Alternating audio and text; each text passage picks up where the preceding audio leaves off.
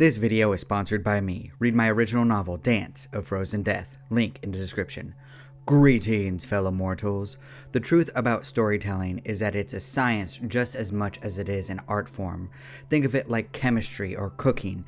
If you put in the proper amount of ingredients at the right time, things will end up amazing. But one wrong step can be disastrous. You either have an overflowing beaker or an inedible meal, both of which could easily make you sick. The exact same thing happens with writing. If something ever happened in a show, movie, book, or game that just felt wrong to you, you knew it in your gut. You might not be able to vocalize why it was wrong, but you sensed it deep in your bones. That's what the beginning of this series is about. I want to share my thoughts on the ingredients of a story. Every single tale is constructed through the use of tropes. Think of your favorite story. We could break down every section of it into a series of tropes. This isn't a bad thing. Writing is about sharing the human experience. It's a language in and of itself. You need letters to make a sentence, you need sentences to make a paragraph, and you need paragraphs to make a chapter. It all builds upon each other, and it can easily fall apart. No, no, no, no, no, no! No one trope is bad, even one spoken of negatively, such as cliches, which are tropes that are overused and are considered lazy. But some tropes are more commonly used as cautionary tales. One of these is a MacGuffin. Made famous by Angus Pactvale and Alfred Hitchcock, a MacGuffin generally refers to an object that triggers the plot but doesn't contribute further past that. Oftentimes, this means that while the characters care about the thing, the audience does not. And MacGuffins don't have to be just an object like money or jewels. The MacGuffin trope can be even further broken down into subcategories when it involves a living person or something of great power. The key to a MacGuffin is that it does not matter to the plot in the end. If you replace the target with something else, it would not matter. So the key difference to a negative MacGuffin and something of actual use in the plot comes down to how important it is at the end of the story, and in some cases, if the object of desire has an actual personality.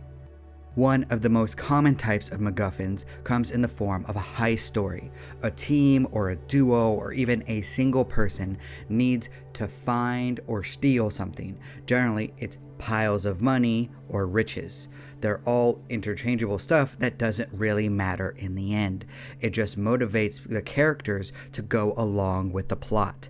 A good recent example is Netflix's Red Notice with The Rock and Ryan Reynolds. By looking it up, I was able to remind myself that they were after an egg. I did not remember that at all. So that's generally a good sign that something is a MacGuffin. If you have to think twice about what the goal is in a story, then it's probably a MacGuffin. I'm so confused! If you can remember what the object of desire was and its importance in the end to the point that you just can't randomly replace it, then it's technically not a MacGuffin. Take Indiana Jones' Raiders of the Lost Ark for example. The Ark of the Covenant is the goal for the entire movie. It is also necessary for the resolution of the tale. The same thing could be said for the other Indiana Jones movies. The Holy Grail and the Crystal Skull are necessary, even if you could argue that they weren't as well done as the Ark of the Covenant, especially the Crystal Skull. But you could also use Indiana Jones as an example of a bad MacGuffin.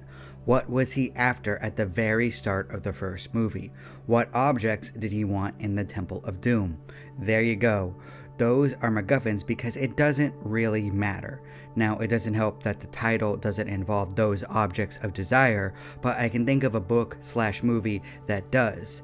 If you think about it, the Sorcerer's/Philosopher's Stone is a MacGuffin in Harry Potter. Everyone in the story wants the stone for some reason, either to use it or to keep it safe, but it is never used. It could be replaced with something else and it would not matter. It only showed up for a few minutes and then was destroyed. never to be mentioned in the entire franchise again. Now, this is a children's story, so it doesn't feel all that egregious. Pretty gruesome, huh? I've seen worse. But Harry Potter also has other examples that we can use. The Deathly Hallows and Horcruxes come to mind. At least each of the Hallows is used and are necessary for the plot, and each of the Horcruxes have personalities. They are each a piece of the big bad Voldemort. Having them around corrupts people. So while they're not the best objects in fiction or fantasy, they're not full-on MacGuffins. If you want a great example of something that is not a MacGuffin at all from a fantasy series, you don't need to look further than the king of them all. The One Ring from Lord of the Rings is the object of desire throughout the entire trilogy. Its powers are important, it has a corrupting touch, and even has its own personality. In a lot of ways, it is a character in itself. I think that this should be the go-to example of what an object of desire in fiction should be. Oh, beautiful. Adding on to that, another great example from a fantasy series are the Philosopher's Stones in Full Metal Alchemist. They have their own personalities, are necessary to the plot, and, as an introduction to the next point, are tied to many of the most important characters in the anime. Because if you can't make the object of desire have its own personality and an active effect on the world around it, writers need to make the audience care about the object by sticking it with important characters that the audience loves. That was another bonus from The One Ring with Frodo. You could also make the comparison with the Infinity Stones. Almost all of them involved a character that had been developed for years. Vision, Doctor Strange, Gamora. Now, the Infinity Stones have powers that are used and they are necessary for the plot, but the connection to the characters are the most important part to making the audience care in Infinity Wars and in Endgame. If there isn't some personal investment, the entire meaning behind the object of desire or MacGuffin falls apart. It's the reason that the Death Star plans were tied to R2-D2 and C-3PO, why they showed some of Doug's personality and relationships in The Hangover, and why the various arcs in One Piece focus on saving members of the crew. Character and personality always win over everything else. That's the way the cookie crumbles. But if it isn't important to the plot, isn't tied to an important character, and could just be thrown away, the object of desire doesn't really matter. Do you really care about unobtainium in Avatar? Do you really care about the jeweled necklace in Titanic? Do you really care about the money in Psycho? Probably not. They're not important, and just get the plot going at the start. Of course, it could be turned around on its head for comedic effect. The writers could know that the MacGuffin isn't important and just make a joke out of it. They turn the entire concept around on you, like with the briefcase in Pulp Fiction, like with the answer to the ultimate question in Hitchhiker's Guide to the Galaxy, like with the Holy Grail in Monty Python. This goes to show that MacGuffins can be played with. There is no end-all be-all way to get an object of desire to matter, and sometimes they don't really even need to matter. They could just be a temporary goal. I believe I use this in my upcoming book Above Heaven. The characters need to go get spare parts for the Flying City, but that goal gets turned on its head for multiple different reasons throughout the course of the story. Shameless plug here. Stone of shame. So, having a MacGuffin isn't always a bad thing. Having a story focus on obtaining an object isn't bad. Having a story about protecting an object isn't bad. Even having an object kick off the events of the tale isn't bad. Like with all tropes, it has to do with being creative and playing with the already established tropes. The important thing is to think outside the box, because it's common for people to want something. Everyone can understand that. We've all had something that we really wanted out of life.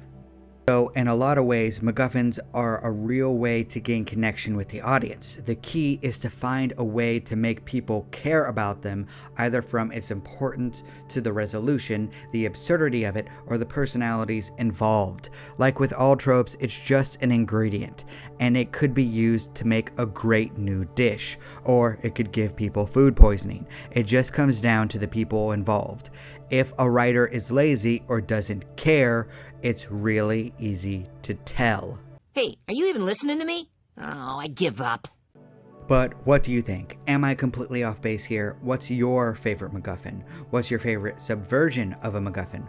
Please leave a comment down below. I'd love to hear your perspectives. And thank you so much for watching. If you like my takes on storytelling, please consider subscribing and liking the video. It would really help me out. Also, please remember that I just released my original novel, Dance of Frozen Death, book 1 in the Written in Stone series, link in the description. And my second book, Above Heaven, will be released in May 2023. I hope that you will check them out. I appreciate you. Do not despair.